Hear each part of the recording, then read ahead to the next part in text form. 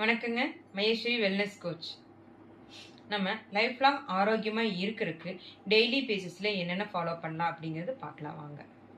Number 1, ஒரு நாளைக்கு 1 மணி நேரத்துக்கு ஃபிசிக்கல் ஆக்டிவிட்டி, வேர்க்க விறுவிறுக்க எக்ஸசைஸ் ஓரியட் லைஃப்பில் இருந்தால் அப்படின்னம்னா ஹோல் டே ப்ரொடக்டிவாக இருக்குங்க.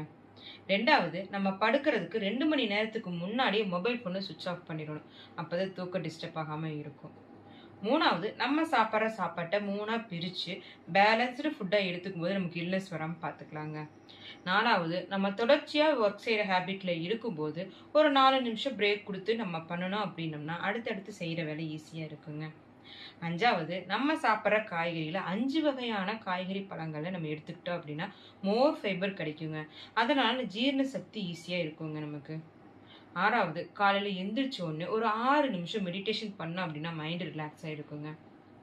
7வது, 7 டம்ளர் தண்ணி நம்ம